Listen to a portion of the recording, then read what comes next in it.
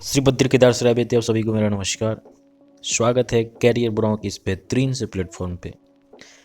तो Rajasthan NEET UG medical and dental counselling 2025 इन्होंने भी अपना एक्स्ट्रा वैकेंसी राउंड का कुछ क्या नोटिस है, क्या ये नोटिस क्या उसमें लिखा गया है, क्या प्रोसेस रहने वाले रजिस्ट्रेशन, कौन कौन से शेड्यूल रहने वाले, किस डेट पर क्या होगा और कुछ महत्वपूर्ण बातें जिसको जाने बिना आप ऐसे ही एक्स्ट्रा वैकेंसी राउंड में भाग नहीं ले सकते।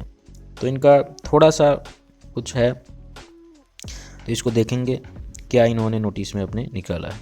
तो मैं हूँ अभी main website Rajasthan NEET UG medical dental counselling के, ठीक है। और यहाँ पहला नोटिफिकेशन पर हम टैप करेंगे। पहले समझते हैं, यह नोटिस आई हुई है 11 नवंबर को। 11 नवंबर को ये नोटिस आई है, ठीक है।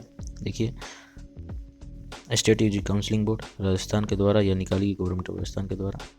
अब इन्होंने इसमें लिखा क्या है, इसको देखते हैं। पूरी 3 पेज की नोटिस है, देखते हैं क्या इन्होंने लिखा है, ठीक है। पहले तो इन्होंने शेड्यूल के बारे में बताया है, तो पहले शेड्यूल के बारे में समझ लेते हैं, उसके बाद समझेंगे कुछ मुख्य बातें जो आपको बहुत ज़्यादा जरूरी है। रजिस्ट्रेशन, जैसा कि मैं इधर दिखा दूँ, रजिस्ट्रेशन 12 तारीख से स्टार्ट हो रही रजिस्ट्रेशन, ठीक है। और रजिस्ट्रेशन 12 तारीख से स्टार्ट होगी। और जो यह जो एप्लीकेशन फॉर्म होगा 2 पार्ट में भरना होगा आपको। तो आप 13 तारीख तक लास्ट डेट है इसका भरने का, ठीक है। 13 तारीख तक फीस और एप्लीकेशन फ़ी भरने का लास्ट डेट है, तो आप इसको भर लीजिए 13 तारीख तक। उसके बाद जो 13 से 14 का रहेगा वह ओरिजिनल डॉक्यूमेंट का वेरिफिकेशन होगा। कहाँ वेरिफिकेशन? आपको at academic block SMS medical college Jaipur आपको फिजिकली जाना होगा। यह बहुत बड़ी बात आपको नोट करने वाली है कि जो भी अपने डॉक्यूमेंट एप्लीकेशन के दौरान क्या किया है, लगाया है, उसका फिजिकल वेरिफिकेशन होगा पहले, तब आप इसमें भाग लेंगे, ठीक है। तो यह इसको नोट करने वाली बात। 13 से 14 के बीच में 9 AM से 4 PM 2 दिन का समय है। आप जाकर वहाँ जयपुर में वेरिफिकेशन कराएंगे, ठीक है। उसके बाद सिक्योरिटी डिपॉजिट, कितना मनी लगने वाला है सिक्योरिटी में, यह बहुत ही इंपॉर्टेंट बात रहती है, ठीक है। आप इसको 14 से 16 के बीच में जमा कर सकते हैं। पहले देखिए, पहले रजिस्ट्रेशन होगा, 2 पार्ट में एप्लीकेशन फॉर्म भराएगा, दोनों पार्ट को 13 तारीख तक भर देना है। उसके बाद आपको फिजिकल वेरिफिकेशन होगा, ठीक है। उसके बाद आप फिजिकल वेरिफिकेशन के बाद आपको क्या करनी है, सिक्योरिटी डिपॉजिट करनी है। इसमें लिखा गया 50,000 किसके लिए, UR general EWS SC ST, ठीक है। 20,000 किसके लिए, management seat in government society, ठीक है। और ये 5 लाख रहने वाली है NRI सीट के लिए। और ये 5 लाख प्राइवेट मेडिकल कॉलेज के लिए, कोई भी हो उसमें तो ओपन चलता है, ठीक है। तो ये रही है सिक्योरिटी मनी। UR जनरल के लिए सबके लिए सेम ही है जो गवर्नमेंट के लिए अप्लाई कर रहे हैं।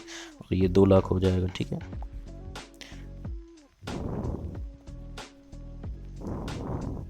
अब बात करते हैं इसमें हम, ठीक है। 14 से 16 के बीच में सिक्योरिटी मनी डिपॉजिट हो जाएगा। उसी के पैरेलल में चलेगा चॉइस फिलिंग का। जैसे ही आपने सिक्योरिटी मनी डिपॉजिट किया, उसी दिन आपका चॉइस फिलिंग का ऑप्शन आ जाएगा, वहाँ से आप चॉइस फिलिंग कर सकते हैं, ठीक है। अब क्या इसमें चॉइस फिलिंग का कुछ महत्वपूर्ण समझ लेते हैं क्या है। Choice field by candidate in round 1, round 2, round 3 will not be consider for extra vacancy round. ऐसा नहीं कि जो आपने राउंड 1, राउंड 2, राउंड 3 में जो चॉइस फिलिंग किया है वही नहीं, फिर से आपको चॉइस फिलिंग करना है, ठीक है। फॉलोइंग कैंडिडेट्स आर एलिजिबल, कौन कौन से, registration candidate who do not gate almost. अब कौन कौन से स्टूडेंट इसमें एलिजिबल हैं एक्स्ट्रा वैकेंसी राउंड के लिए। तो ऐसे स्टूडेंट जिनको राउंड 1, राउंड 2, राउंड 3 में कॉलेज नहीं मिला है, ठीक है। उन्होंने काउंसलिंग कराई थी अपनी, तीनों राउंड में कॉलेज नहीं मिला है, तो उनका स्वागत है इस एक्स्ट्रा वैकेंसी राउंड में, ठीक है। अब वैसे स्टूडेंट जिन्होंने राउंड 1 में कॉलेज उनको मिला था और उन्होंने क्या किया था, विदाउट फॉरफीचर के उन्होंने रिजाइन दे दिया था, एग्जिट कर गया था, ठीक है।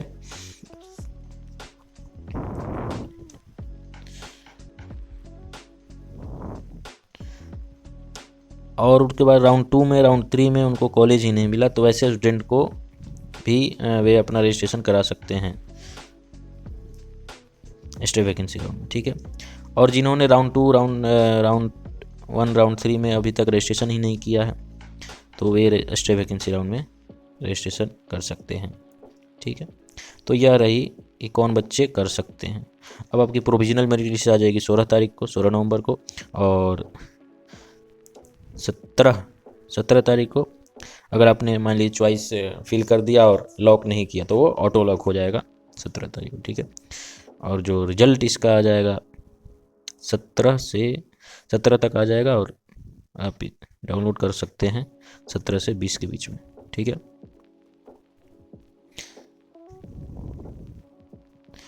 तो यह रहेगी शेड्यूल, रिपोर्टिंग आपको 18 से 20 के बीच में करना है। अब जान लेते हैं कि क्या मतलब कुछ यहाँ इंपॉर्टेंट बात है, इसको जान लेते हैं। ये तो रही शेड्यूल, आप पढ़ सकते हैं अच्छे से। आपको रजिस्ट्रेशन मतलब क्या दिया है कि for participation in stay vacancy round it is mandatory for candidate to come for document, मतलब आपको डॉक्यूमेंट वेरिफिकेशन करने के लिए जाना है जयपुर, जो कि मेडिकल कॉलेज यहाँ बताया गया है जो ब्लॉक में, वहाँ पर जाना है, ठीक है। और ऐसा कुछ ले जाना है जिससे प्रूफ हो कि क्लास 11th में आपकी बायोलॉजी है, तो मार्कशीट होता है, और क्या हो सकता है, मार्कशीट है। और अब देखिए, जिनको कॉलेज, जिन्होंने मतलब राउंड 3 में जिनको कॉलेज मिला था और उन्होंने नहीं लिया, तो वैसे स्टूडेंट इसमें भाग नहीं लेंगे, स्टे वैकेंसी राउंड के लिए एलिजिबल नहीं है। और जिन्होंने राउंड 3 में कॉलेज ज्वाइन कर लिया है वह भी स्टे वैकेंसी राउंड के लिए एलिजिबल नहीं है। और तीसरी बात, अगर किसी बच्चे को स्टे वैकेंसी राउंड में कॉलेज मिलता है और वो ज्वाइन ही नहीं करता है कॉलेज, तो उसको अगले 1 साल तक के लिए स्टेट काउंसलिंग में बैन कर दिया जाएगा। यह बहुत इंपॉर्टेंट बात है, इसको आप समझिए। तो मतलब जब स्टे वैकेंसी राउंड में आप आ ही गए हैं, तो जो भी कॉलेज मिले उसे खुशी खुशी ले लेना है, नहीं तो आप अगले 1 साल के लिए, आपकी नीट स्कोर अभी अच्छी भी आएगी मान लीजिए अगले साल, तो भी आप नीट काउंसलिंग नहीं करा सकते हैं राजस्थान में, ठीक है। यह बहुत अच्छी मतलब थोड़ी डराने वाली बात होगी, तो आपको जो भी कॉलेज मिले आप उसको ले लीजिए। तो यही रहेगी आज की नोटिफिकेशन, ठीक है।